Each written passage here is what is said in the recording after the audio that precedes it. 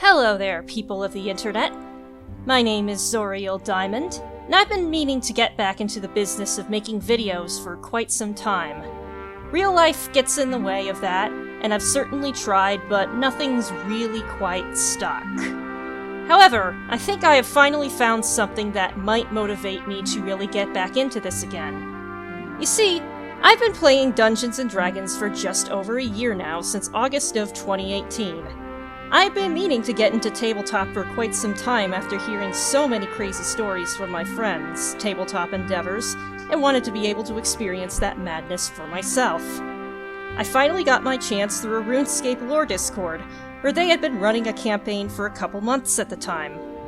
The DM had heard that I was a pretty good role player, and I jumped at the chance to finally be part of that goodness in an online group with common interests. I joined as a paladin, Elkanah Theresis, borrowing an already established OC of mine to fill a badly needed role gap on the team, and be the first female player in PC on the team. And boy oh boy, it did not take long being in the group for the crazy stories to unfold. I suppose before I start this, I should introduce the character that was the catalyst for the madness that followed. His name is Wersin Zalis, and he is a living meme. No, seriously, his name is basically "We Are Number One" in German, which ought to say a lot about when the character was made. He has many shenanigans under his belt, and appears to have the too much of an idiot to die designation, given that at this point, he'd already apparently survived drowning and falling down a fiery well of spiders, which is a story for another time.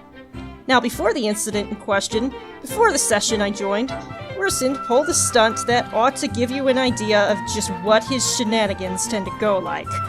We were in a slowly being reclaimed literal ghost town, Phasmatis, that was always vigilant against the monsters of the area like vampires and werewolves and other forms of undead. We were trying to free a guy, Haranu, who was accused of trading with a vampire because he was the plot-important NPC of the arc.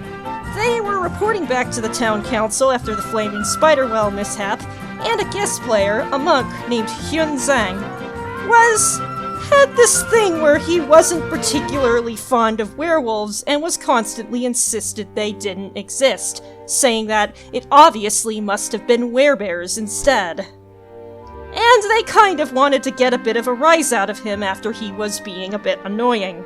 The first, more sensible idea was for the druid, Natrix Monarch, to change into a wolf with wild shape.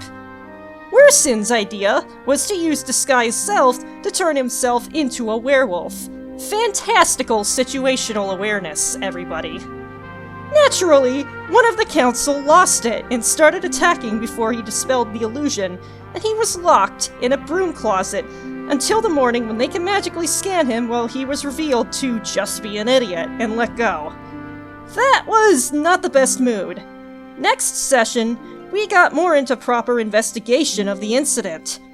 One of our leads was a not-so-anonymous tip, a creepy son of a bitch tanner. That was the description the NPCs used, by the name of Old Schneelock. And yes, I have to say the name that way. It's the rules. The first time we trekked out to the creepy, decrepit theater that was the old haunt to investigate, the place smelled awful from Tanner's chemicals, and there were odd taxidermy sculptures everywhere. Creepy art pieces. My gal even commented that it looked like the gallery of a madman. Eventually we met the dude. A crusty old guy who was at first a pain to get talking on anything at all. However, a rogue, Alistair Magnus, who we knew as Oliver at the time because he was using an assumed identity for plot reasons, caught on to something. He was really not fond of foreigners, which Haranu was. Using this fact, he spun a tale of this Eastern Tanner and how he needed to be able to prove himself in order to get this guy out of town, which obviously it was a huge bluff to get him talking, which revealed a suspiciously incriminating story of Haranu really literally prostrating himself before the vial, in rather dramatic fashion. Side note, Racism, fantastic or otherwise, is a pretty constant theme in this campaign, to the point where calling out asshole NPCs has achieved meme status. Just a warning going forward. He griped a lot about his missing deadweight kids, but we didn't get much else out of him. Well, as it turns out, a couple of werewolf corpses were found outside the town near a farm. Our dwarf warlock, Logie, threw out a guess. What if this reclusive old tanner really was a werewolf instead?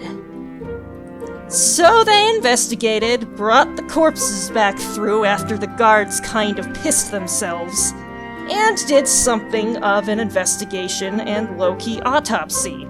They found a holy symbol of ZorialDiamond in the back of one of them, and crossbow bolts in the other, and signs that they were actually vetted citizens of the town. All concerning, and enough to prompt a visit back to old Sneelock in the dead of night due to a newly acquired summons from the council. Now, of course, this plan was to just get him over there with as little fuss as possible, and maybe try and avoid pissing him off in case Logie's off-chance guess that he was a werewolf happened to be right. This time, getting stuff out of the guy was much harder.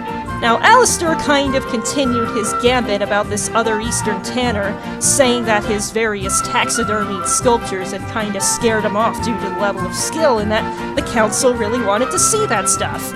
After that bluff didn't really go through, he was a little bit more honest and mentioned that it had to do with his testimony on Haranu. Meanwhile, all this time, Wersind had a different idea of how he was going to get Sneelock to the council. Assuming the guy was a frail old man and mechanically didn't have many hit points, he decided that maybe stealthily casting the sleep spell was the way to go here. It did not go well. Not only did he fail his sleight of hand check to even hide the fact that he was casting the spell in the first place, he ended up passing the particular save needed for the spell, and Sneelock was not very happy about that. But that was not the weird part. The weird part is that he knew exactly what spell Wersind was trying to cast on him, and angrily demanded why Wersind was trying to put him to sleep. Oh no. Murmurs went through the party, and we realized we poked something we shouldn't have. As it turns out, old Sneelock the Tanner wasn't just a werewolf as suspected, but a werewolf sorcerer, and our first big bad evil guy fight. But that, my friends, is a story for another time. Thanks for watching this little snippet from the fun tale archives of Heir of Haranu, or Tale of Gielinor. Hope to see you folks again sometime. Peace out.